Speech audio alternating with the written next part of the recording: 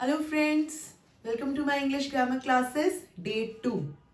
तो अभी तक हमने पढ़ लिया है नेमिंग वर्ड्स क्या होते हैं, कॉमन और प्रॉपर नाउन्स पढ़ लिए। अगर आप उसको दोबारा से देखना चाहते हैं तो आप मेरी पिछली वीडियो को रेफर कर सकते हैं। जैसे कि मैंने बताया था, अब हम डिफरेंट टाइप्स ऑफ नाउन्स कर रहे हैं, तो अब हम आगे के नाउन्स पढ़ेंगे आज की क्लास में। तो आज हम पढ़ेंगे collective noun, abstract noun and material noun. तो चलिए फ्रेंड्स, स्टार्ट करते हैं कलेक्टिव नाउन से।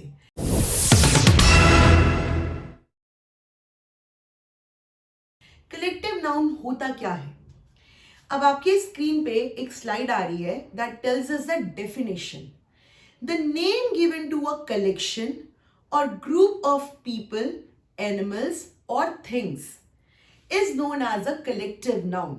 इसका क्या मतलब हुआ? वो नाम जो हम किसी ग्रुप को देते हैं, किसी कलेक्शन ऑफ थिंग्स को देते हैं, जब एक तरीके की बहुत सारी चीजें आ जाती हैं तो उसको हम कलेक्टिव नाउन में काउंट करते हैं। अब कलेक्टिव नाउन भी जो होता है हमारा, ये स्मॉल लेटर से ही स्टार्ट होता है और जनरली हम इसको अब मैं आपको आगे आने वाली वीडियोस में आर्टिकल्स भी पढ़ाऊंगी, बट अभी मैं आपको थोड़ा सा इंट्रोड्यूस कर रही हूं ए, एन और द से। तो हमें पता है ए हम कॉन्सोनेंट साउंड से पहले लगाते हैं। तो अब आप मेरी स्क्रीन पे देखिए कुछ एग्जाम्पल्स जो आपको याद करने पड़ेंगे, क्योंकि कलेक्टिव नाउन का एज सच कोई हार्ड एंड फास्ट रूल नहीं होता, जैसे कॉमन और प्रॉपर नाउन का होता है या और ग्रामर टॉपिक्स का होता है। इसमें कुछ मैं आपको लिस्ट भी शेयर करूंगी और जो भी स्क्रीन पे दिखेंगे वो हमारे बहुत ही डेली लैंग्वेज में हम यूज करते हैं। जैसे कि आप देख सकते हैं पहली स्लाइड में है अ हर्ड ऑफ एलिफेंट्स। अब जब बहुत सारे एलिफेंट्स, बहुत सारे हाथी जब एक साथ एक ग्रुप में होते हैं तो हम ये नहीं कहते आई हैव सीन मेनी एलिफेंट्स, हम उसे एक कलेक्टिव नाउन से एड्रेस करते हैं। A herd, HERD, a herd of elephants. अब दूसरी स्लाइड में आपके सामने है बहुत सारे लायंस एक साथ। So when many lions are together, what do we call them? We call them a pride of lions. अब आप देख सकते हैं मैं सब में आर्टिकल लगा रही हूं अ, क्योंकि ये है प साउंड, प्राइड। तो a pride of Lions.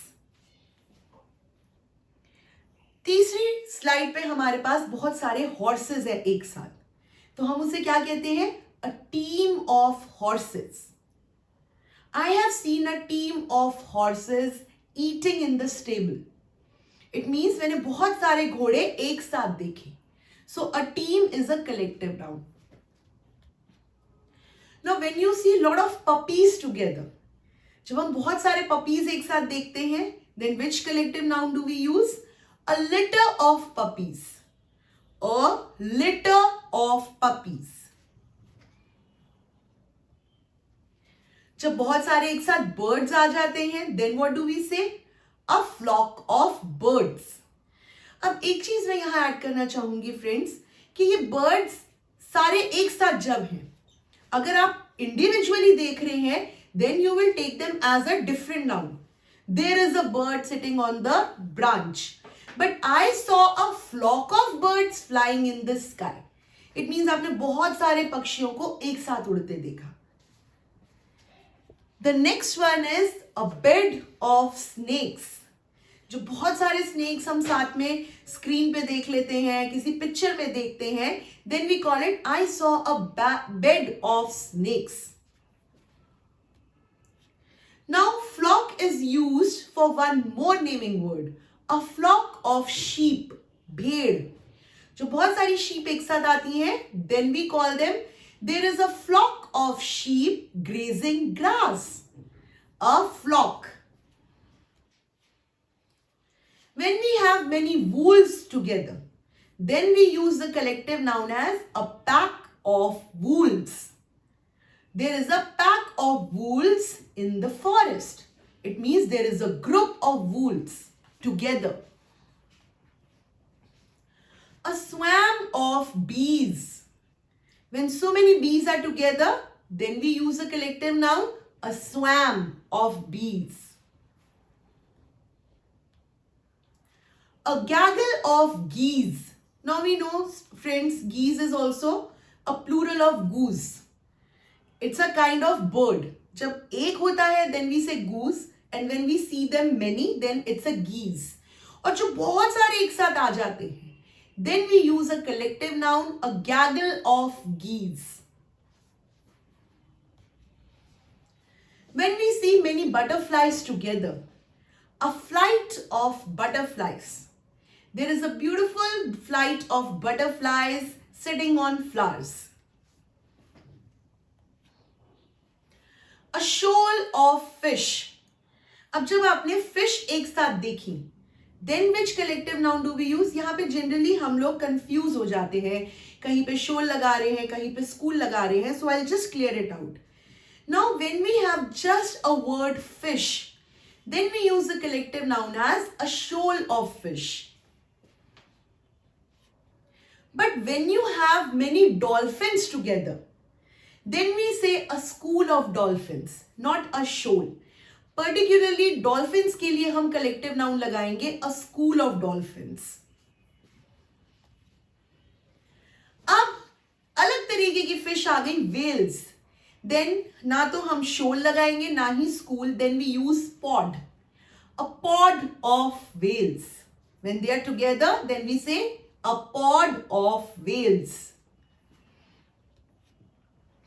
Sailors, जो ship चलाते हैं, we call them a crew of sailors. A crew, more than one, a crew of sailors. An army of soldiers. I have lot of respect for the army of our soldiers. So we call them together as an army. A team of players. Now we can specify the name of the game also. A team of basketball players, a team of cricket players, any team with regards to the sports. We call it a team of players. A bunch of flowers. There is one more collective noun, children, which we can use. A bouquet of flowers. जो बहुत सारे फूल एक साथ होते हैं तो हम उस गुलदस्ते को क्या कहते हैं इंग्लिश में? बुके. सो आप उसे बुके भी कह सकते हैं, बंच भी कह सकते हैं. अ बुके ऑफ फ्लावर्स और a bunch of flowers. A fleet of ships. No this is different. It's not sheep, वो एक एनिमल है. Ship. A fleet, when you see many ships together then we say there is a fleet of ships. A deck of cards. ताश के पत्ते. जो बहुत सारे ताश के पत्ते एक साथ होते हैं एक बंडल में, then we say there is a deck of cards. Now when we see many computers together there is a network of computers. A network. आप लोगों ने आर्टिकल लगाना नहीं भूलना. Okay. A suit of furniture. अब हम सबके घर में बहुत सारा फर्नीचर होता है. We have sofas, tables, lamps. So we call it together as a suit of furniture.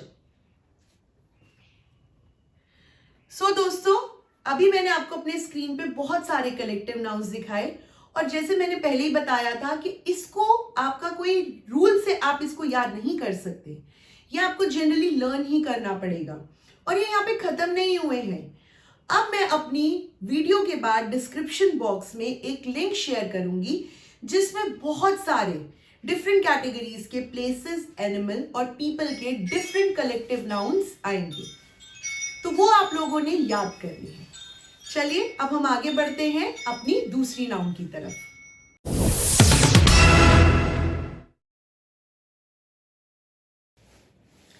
Friends, तो हमारा अगला नाउन है एब्स्ट्रैक्ट नाउन. अब एब्स्ट्रैक्ट नाउन क्या होता है पहले ये समझेंगे. उसके एग्जाम्पल्स क्या होते हैं वो भी मैं आपको समझाऊंगी. अब जनरली क्या होता है कि कुछ ऐसे नाउन्स हैं जिनको हम ना देख सकते हैं ना टच कर सकते हैं. उसी तरीके के एब्स्ट्रैक्ट नाउन्स होते हैं. अब यहाँ पे आपके स्क्रीन पे आ रहे हैं. Abstract noun is a word used to denote a feeling, a quality, a concept etcetera. They have no physical existence. अब इसका मतलब आप समझिए कि ये सिर्फ एक भाव है, एक फीलिंग है, एक अच्छाई है किसी की, एक क्वालिटी है, एक एक्सप्रेशन है, ये एक कॉन्सेप्ट है जिसको आप और मैं देख नहीं सकते, हम सिर्फ महसूस कर सकते हैं, हम उसे टच नहीं कर सकते। देयर इज नथिंग टेंजिबल कि मैं बोलूं अच्छा ये एब्स्ट्रैक्ट नाउन है, नहीं, ऐसा नहीं होता। ये एक अलग तरीके का नाउन है और इसमें हम बहुत बार कंफ्यूज हो जाते हैं जब हमें आइडेंटिफाई करना होता है सेंटेंस के अंदर। तो मैं आपको दिखाती हूं कुछ एग्जाम्पल्स स्क्रीन पर। अब आप देख सकते हैं, पहला एग्जाम्पल है लव। एक माँ अपने बच्चे को हक कर रही है, शी लव्स हर चाइल्ड।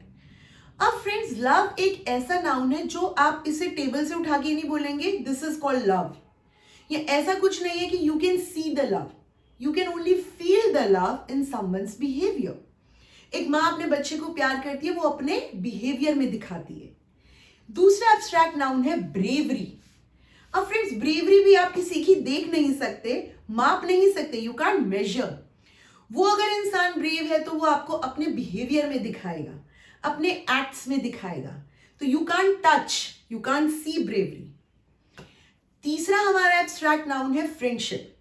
अब हम सबके कोई ना कोई फ्रेंड्स होंगे, तो फ्रेंडशिप क्या है? आज मैं अगर आपकी फ्रेंड हूं या आप मेरे फ्रेंड हैं, तो क्या मेरे को फ्रेंडशिप आपको कुछ मटेरियल से दिखाना पड़ेगा? नहीं। You are my friend, I can feel that in your behaviour कि हमारी एक फ्रेंडशिप है। So that is again something not tangible, आप छू नहीं सकते, आप महसूस करेंगे। इसी तरीके से कुछ और एब्स्ट्रैक्ट नाउन्स है स्क्रीन पे। हेल्थ, हेल्थ कैसी है आपकी? हेल्थ इस वक्त अच्छी है, हेल्थ बुरी चल रही है, वो आपकी तबीयत आपके बिहेवियर में दिखेगा। That is an abstract noun. Happiness, आप खुश हैं। If I say I see a happy boy, I can definitely see a happy boy, वो खुश है, वो जॉयफुल है, वो डिलाइटफुल है। बट हैप्पीनेस क्या है वो हम नहीं जान सकते अनलेस और अनटिल कोई हमें अपने बिहेवियर में दिखाए। So again it's an abstract noun. Then we have wealth. अब वेल्थ क्या है? अगर आपको सामने मैं बहुत सारे रुपीस के नोट्स रख दूं, सो that is a money. But कोई इंसान अमीर है, वो आपको उसके बिहेवियर में दिखेगा, उसके पास क्या है क्या नहीं है। That is something you can just feel that he is a wealthy man. Anger, गुस्सा बिहेवियर में दिखता है। Excitement, you are very very excited for something, that is an abstract noun. Talent, childhood, knowledge, ऐसे और भी बहुत सारे friends abstract noun है जिनको मैं कलेक्टिव नाउन के लिंक के साथ शेयर करूंगी। तो ये चीजें ऐसी हैं जो आप लोगों को बहुत जल्दी समझ में आ जाएंगी अगर यहाँ पे ये कॉन्सेप्ट क्लियर हो गया। अब कुछ सेंटेंसेस देखते हैं जो हम साथ में करेंगे। Underline the abstract nouns in the following sentences. पहला एग्जाम्पल हमने करा हुआ है, it takes courage to rescue someone from drowning in the water. It takes courage. अब करेज जो है वो आप देख नहीं सकते, अगर वो आपको डूबने से बचा रहा है इसका मतलब वो बहादुर है। तो courage is an abstract noun. Second sentence देखेंगे friends, the little boy jumped with joy. Little boy jumped with joy मतलब वो खुशी में एकदम से उसने जंप करा। सो वो जॉय आपको दिखाई नहीं दे रहा, पर वो उस बच्चे की खुशी जो है उसके बिहेवियर में दिख रही है। एग्जैक्टली जॉय क्या है मैं नहीं बता सकती, बट वो क्योंकि खुशी में उछल रहा है, that is a feeling, that is an abstract noun. Honesty is the best policy. अब ऑनेस्टी यहां पर ऐसे नहीं आपको रखी दिखेगी, ऑनेस्टी किसी के व्यवहार में दिखेगी कि वो ईमानदार है, वो किसी से झूठ नहीं बोलता, वो किसी की चीज नहीं उठाता बिना पूछे, that is called the honesty. तो honesty is again a feeling. A true friendship lasts forever. ये मैंने आपको फ्रेंडशिप समझा दिया, it is an abstract noun. In this sentence friendship is an abstract noun. Truth always wins. सच की हमेशा जीत होती है। ट्रुथ, अब ट्रुथ क्या है? ट्रुथ हम फील करेंगे या कर सकते हैं, हम उसको उठा के नहीं बोल सकते अच्छा ये आपने ट्रुथ बोला, ये आपका सच है, ये मेरा सच है, नहीं। Truth is again an abstract noun. The family lived in poverty. जैसे हमने वेल्थ अभी देखा था वैसे ही वेल्थ का opposite poverty, that is also an abstract noun. इस सेंटेंस में पॉवर्टी है, हम किसी को ये नहीं कह सकते कि ये गरीबी है, ये पॉवर्टी है, ये वेल्थ है, इसको आप ले लो, you will become a wealthy man, और you may get a poor person if you have poverty. This is something we can see in someone's way of living, in someone's, the way that person carries himself. So again, that's a feeling. It is an abstract noun. Last sentence देखेंगे अब abstract noun का. He worked hard to achieve success. इस sentence में हमारा abstract noun है success. अब success भी आप लोग देख नहीं सकते हो.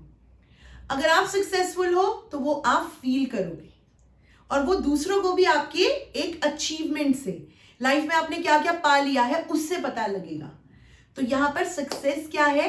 एक फीलिंग है, एक काइंड ऑफ कॉन्सेप्ट हम बोल सकते हैं. He worked hard to achieve success. So friends, ये कुछ सेंटेंसेस थे जो आपको आपकी स्क्रीन पे भी दिखेंगे.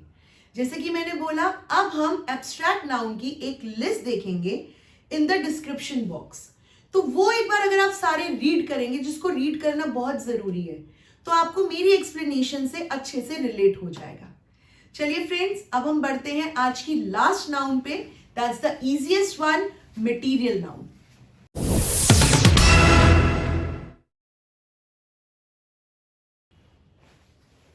तो फ्रेंड्स, अब हम पढ़ेंगे मटेरियल नाउन, आज का last noun. Friends, it's the easiest one, जैसे कि मैं आपको बता चुकी हूं. आपके स्क्रीन पे एक स्लाइड आ रही है that tells us the definition. A material noun denotes a substance or a matter of which a thing is made. अब इसे सिंपल लैंग्वेज में समझते हैं. मटेरियल नाउन एक या तो सब्सटेंस होता है या एक ऐसा मैटर है जिससे कोई चीज बनी हो. जैसे कि यहाँ पे इमेज देखिए, गोल्ड. गोल्ड से हमारे बहुत सारी ज्वेलरी की चीजें बनती हैं. Silver, sugar, diamond, plastic, grains, ये सब जब हम रोज अपनी लैंग्वेज में यूज करते हैं तो हम कभी रियलाइज नहीं करते कि ये क्या है. बट हाँ, हमें पता होना चाहिए for our knowledge that this is also one of the nouns. It's the material noun. अब कुछ सेंटेंसेस देखते हैं. क्वेश्चन है, underline the material nouns in the following sentences. बहुत सिंपल है ये. पहला सेंटेंस किया हुआ है, दिस शॉप सेल्स डायमंड्स. अब यहाँ पे शॉप क्या है? हमारा नेमिंग वर्ड है, name of a place. Sells हमारा एक्शन वर्ड है, जो मैं आपको आगे आने वाली वीडियोस में पढ़ाऊंगी. तो फिर क्या बचा? डायमंड्स. डायमंड्स हमारा मटेरियल नाउन है. डायमंड एक स्टोन है जिससे बहुत सारी ज्वेलरी की आइटम्स बनती हैं. तो यही चीज पढ़ी थी. It may be a substance or a matter. Second sentence says plastic is used for making bags. अब प्लास्टिक क्या है? यहाँ पे मटेरियल नाउन है. प्लास्टिक यूज होता है, इस्तेमाल होता है बैग्स बनाने के लिए. तो it is again a substance, a material. Iron is a very useful metal. Iron एक बहुत ही यूजफुल मेटल है. क्या है? कौन सा सब्सटेंस, कौन सा मटेरियल यूजफुल है? Iron. So iron, aluminium, copper, metals, non-metals, all these things are the part of material now. Rice is the staple food of South Indians. Rice is the staple. इसका मतलब क्या है? Sentence का मतलब समझेंगे पहले कि साउथ इंडिया में राइस एक मेन फूड है. अपने फूड में सबसे ज्यादा वो चावल खाते हैं. तो वो क्या खाते हैं? Rice. That is the substance. That's the name of the material. Books are made of paper. Books हमारा naming word of a thing है, पर बुक्स बनी किससे है? पेपर से. सो हमारी जो बुक्स है they are made of paper and paper is a material. जिस मटीरियल से कोई फाइनल चीज बनती है, जैसे कि अगर मैं बोलूं शुगर से मैं यहाँ पे बना रही हूं कुछ स्मॉल बॉक्सेस बना रही हूं, या कोई जैसे चीनी के खिलौने बना रही हूं, तो वो क्या है मटीरियल मेरा? वहां पे शुगर. अब मैं पेपर से अगर कुछ बना रही हूं तो मेरा मटीरियल पेपर हो गया. तो इसी तरीके से आप easily material nouns find out कर सकते हैं. तो फ्रेंड्स, आज मैं आपको अपने डिस्क्रिप्शन बॉक्स में 3 लिंक्स दूंगी. एब्स्ट्रैक्ट नाउन की एक्स्ट्रा प्रैक्टिस के लिए, material noun and collective nouns. ये तीनों ही नाउन्स आपने बहुत अच्छे से मेरी वीडियो देखने के बाद पढ़ने हैं, ताकि आप अच्छे से रिलेट कर सके. और कुछ मैं एक्सरसाइजेस भी डालूंगी जो आप करेंगे, और अगर कोई डिफिकल्टी आएगी तो आप मेरे से कमेंट बॉक्स पे पूछेंगे. I hope you liked my video. Video अच्छा लगा तो प्लीज लाइक करें, अपने और दोस्तों से शेयर करें, और अगर अभी तक मेरे चैनल को सब्सक्राइब नहीं किया तो प्लीज सब्सक्राइब करें। Bye friends.